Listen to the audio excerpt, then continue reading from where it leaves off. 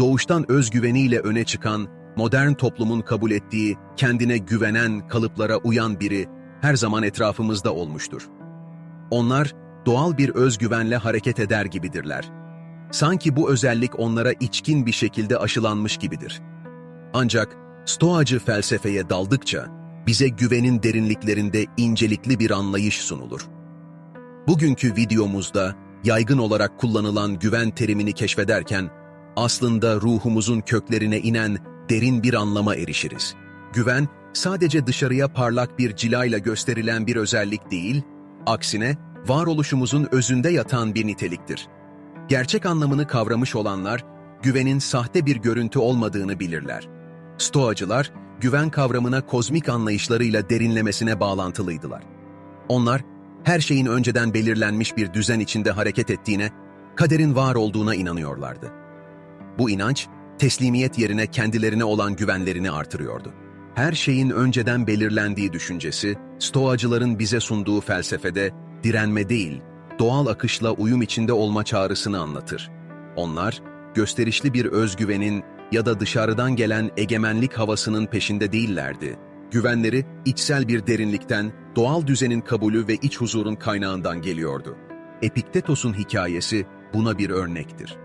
O, köle olarak doğmuş, ancak sonradan Stoacı düşünürler arasında en saygın isimlerden biri olmuştur.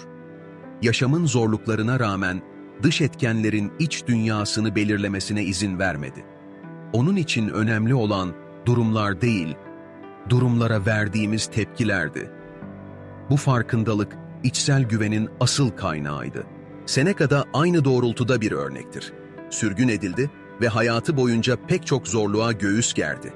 Ancak onun içsel güveni, yaşadığı zorluklara boyun eğmesine değil, büyümesine ve öğrenmesine yol açtı. O, sürgün zamanını kişisel dönüşüm ve içsel keşif için bir fırsat olarak değerlendirdi. Stoacılık, içsel güvenin dış koşullara karşı direnmek yerine, onlarla uyumlu bir şekilde büyümek ve öğrenmek olduğunu öğretir. Bu felsefe, insanın içsel dünyasını keşfetme cesaretiyle, doğal düzenle birlikte uyum içinde olma yeteneğiyle ve zorlukları fırsata dönüştürme arzusuyla ilham verir. Seneca'nın Lucilius'a yazdığı mektuplar, hayatın kısalığı, şöhretin boşluğu ve kişisel farkındalığın değeri üzerine bir yolculuktur. Her mektup, belirsizliklerle başa çıkmak ve içsel güveni nasıl inşa edeceğimiz hakkında öğütler içerir. Stoacı düşünürlerin bu sağlam güvene nasıl ulaştıkları sıklıkla merak konusudur. Stoacılar, asıl güvenin her şeyi bilmek değil, bilinmezlikle barışık olmak olduğunu keşfettiler. Bu bilinmezliklerle olan savaşları, kişisel gelişimlerine yol açtı. Hayatın kontrolünün bizden bağımsız olduğunu anlamak, Stoacılar için büyük önem taşıyordu. Onlar, yaşamın ölümle sonuçlanabileceğini sık sık düşündüler ve bu düşünce, hayatı daha derin ve anlamlı yaşamalarını sağladı. Memento mori düşüncesi, onlara her anın kıymetini bilmeyi, geçiciliği fark etmeyi ve cesur olmayı öğretti.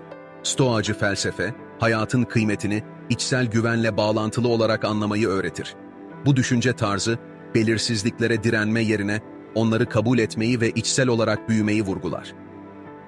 Geçici doğanın farkında olarak, Stoacılar hayatın her anını en iyi şekilde değerlendirmeyi ve derinlikli bir şekilde yaşamayı öğrendiler.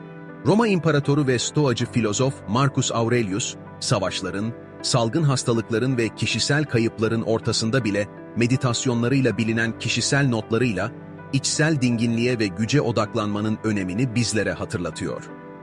Çalkantılı dünyanın gürültüsü arasında bile, dış etkenlerden çok zihinsel gücümüze odaklanarak içsel gücümüzü keşfetmemiz gerektiğini vurguluyor. Stoacılar, doğanın öğretmenliğini yapan bir varlık olarak gördükleri doğaya derin bir saygı beslerlerdi. Ağaçların rüzgara direnmediği, esneklikleriyle rüzgarla dans ettikleri bir bakış açısı sunarak gücü esneklikte bulurlardı. Bu gözlem, Stoacıların güven anlayışını şekillendirdi. Acıyı metaforik bir dille ele alarak güveni taklit etmek ve bakış açımızı dönüştürmek gerektiğini öğrettiler. Stoacılar, güveni sadece bazılarının sahip olduğu veya eksik olduğu bir nitelik olarak görmek yerine, kaslar gibi güçlendirilmesi gereken bir özellik olarak kabul ettiler. Bu güçlendirmek için sürekli bir uygulama ve düşünce gerektirirdi. Günlük tutma, meditasyon ve Sokratik diyalog gibi yöntemlerle gücünü arttırmayı hedeflerlerdi. Stoacı felsefenin birçok öğretisinden biri, dış dünyanın onayı peşinde koşmaktansa içsel onayı aramak gerektiğiydi. Toplum genellikle başarıyı dışarıdan gelen övgü ve takdirle eşleştirirken, Stoacılar bunun asıl mutsuzluğun kaynağı olduğuna inanırdı. Çünkü daima sonsuz bir arayışa kapılıp içsel huzursuzluğa yol açıyordu. Genç Cato gibi bazı Stoacılar kendi kişisel giyim tarzlarıyla sosyal normlara karşı gelerek statü sembolü olarak görülen moda anlayışına meydan okudular. Cato'nun bu eylemi, dış dünyanın yargılarından bağımsız bir biçimde içsel değerlerine ve inançlarına sadık kalarak özgüvenlerini pekiştirmek için bir adımdı. Bu tür bilinçli davranışlarla dış onay olmaksızın içsel gücü keşfetmek ve pekiştirmek amaçlanıyordu. Stoacı anlayışa göre güven, kırılganlığı kabullenmekle de ilgiliydi. Kişisel zaafları ve eksiklikleri kabul etmek, gerçek güvenin temelini oluşturuyordu. Mükemmeliyetçi olmayı bırakıp, kendimizi olduğumuz gibi kabul ettiğimizde, bu aslında kendi benzersizliğimizin ve gerçekliğimizin farkına varmamızı sağlayacaktır. Stoacılar ayrıca başarısızlığı sadece bir duraklama olarak değil, öğrenme ve büyüme fırsatı olarak görmeyi öğretiyorlardı. Başarısızlıklar, yeni bakış açıları kazanmak ve hayatın değerli derslerini öğrenmek için birer fırsattı. Örnek vermek gerekirse, Zenon, bir gemi kazasında her şeyini kaybettiğinde umutsuzluğa kapılmak yerine yeni bir ufuk keşfetmenin eşiğine adım attı. Şans eşyalarını elinden aldı ama ona içsel bir zenginlik ve dayanıklılık verdi. Olay, onun Stoacılık yolculuğunu başlatarak felsefesini doğurdu. Stoacılar için güven adeta bir demirdi. Dış etkenlere karşı sarsılmaz bir içsel güç. Onlar, zihinsel dayanıklılığı, olası zorluklara karşı savaşmak için bir eğitim gibi gördüler. Premeditatio malorum dedikleri zihinsel egzersizler, gelecekteki olumsuzlukları öngörme sanatıydı. Ancak asıl amacı, zihni hayatın iniş çıkışlarına karşı hazırlamaktı.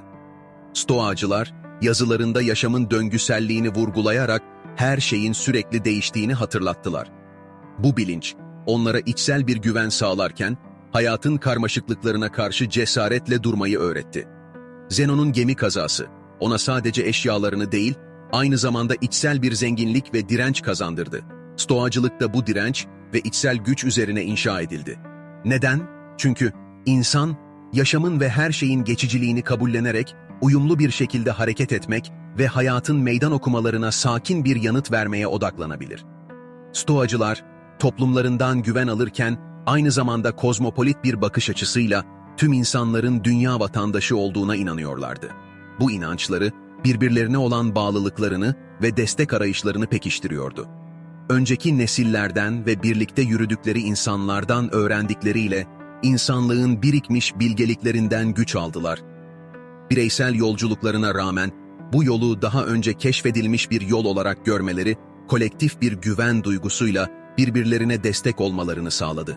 Peki kendinize ne kadar güveniyorsunuz? Şöyle bir düşünün. Agora'da Stoacı filozoflarla sohbet ettiğinizi hayal edin. Onlar, insanların güvenlerini ölçmek için düşündürücü sorular sormaktan hoşlanırlardı. Mesela, değerimi içsel mi yoksa dışsal doğrulamalardan mı alıyorum? Veya, kontrol edemediğim her şeye rağmen tepkilerimi kontrol edebiliyor muyum? Gibi sorular kendinizi bulmanızı sağlar. Kusursuz olmakla değil, hayatın değişimini kabul ederek ve inançlarımızdan güç alarak kendimizi derinlemesine anlamamız önemli. Stoacılıkta güven, bize zorlukları kabul etmeyi, dirençli olmayı ve sürekli büyümeyi öğretir. Değerimiz, dış koşullarla değil, içsel inançlarımız ve eylemlerimizle şekillenir. Yüzeyde değil, varlığımızın içsel köklerinden gelen bir güven inşa etmek için adımlar atalım. Seneca'nın etkileyici sözlerinden yola çıkarak şöyle düşünebiliriz. Emek bedeni güçlendirirken zorluklar da zihni güçlendirir. Öyleyse hayatın fırtınalarında dimdik ayakta kalmak gerçek bir güvenin işaretidir. Stoacılar gibi kusurları kabul etmek ve kendini keşfetmek asıl büyüme yolculuğunda önemlidir. Sohbetimizde her birimizin çıkarımlarını duymak beni heyecanlandırıyor. Eğer buraya kadar gelmişseniz, lütfen yorumlarda kendi zorluklarınızı paylaşın. Bu sohbetin size ilham verdiğini düşünüyorsan,